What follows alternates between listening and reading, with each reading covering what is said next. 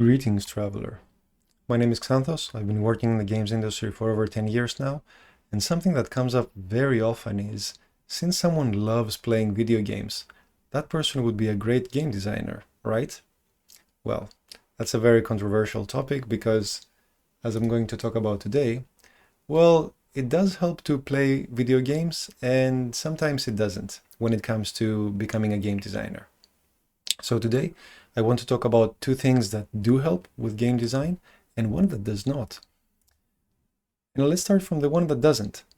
So playing games does not necessarily make you a game designer, but why is that?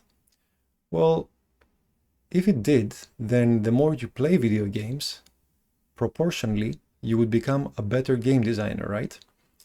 Well, experience shows us that gaming has diminishing returns when it comes to game design. This is a bit hard to understand, so a good analogy for this is eating versus cooking. Everybody in the world eats food all their life, but not everybody in the world is a good cook. That's what it comes down to. So for games, the same thing happens. A lot of people play video games, but not all of them could be game designers, and certainly not all of them are game designers. So this is something we have to identify to know what the role of gaming is in our design and how it can help us. In fact, when it comes to game design, being a designer of chairs or tables or glasses or anything else for that matter teaches you more things about game design than playing a game does, but perhaps that's a topic for another day. Let me know down below if you would be interested in that. But what about the things that do help with making video games? Well, first of all, having played a lot of games gives you the gaming vocabulary.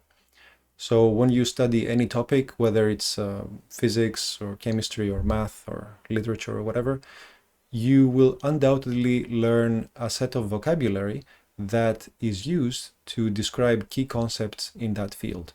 Without that vocabulary, it would be difficult to get very far, or it would be difficult to describe accurately what you're talking about. Gaming is the same.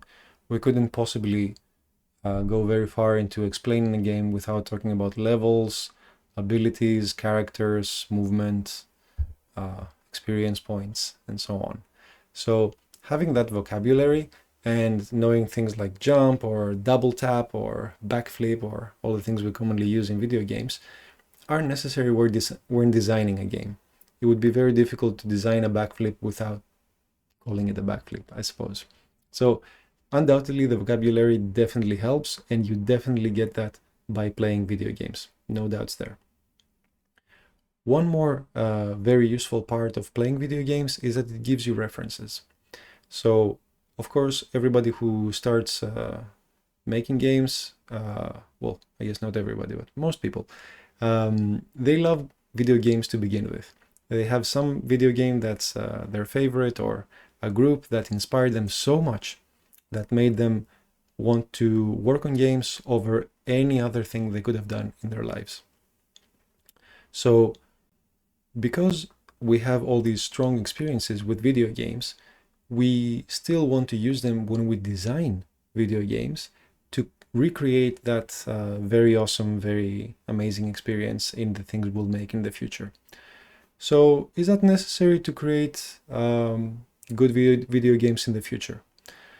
Well, I wouldn't say it's necessary, since I suppose the first game ever made was the first game ever, so nothing came before it, so it can be created out of nothing. But having good video game references makes things easier in much of the cases in game design. So for example, think about a good racing game. If you've played racing games before, then you've probably had good experiences and bad experiences, so you know what to prefer over what to skip. Or if you are trying to make an RPG game and you've played RPG games before, then you know what experiences to home towards. So when you're developing your game, you can use the reference to check your progress. That is undoubtedly helpful. and it's undoubtedly helpful for balance as well, and overall theme, and the experience overall. The more nuanced point here is the ratio of designing to actually gaming. So let me give you an example.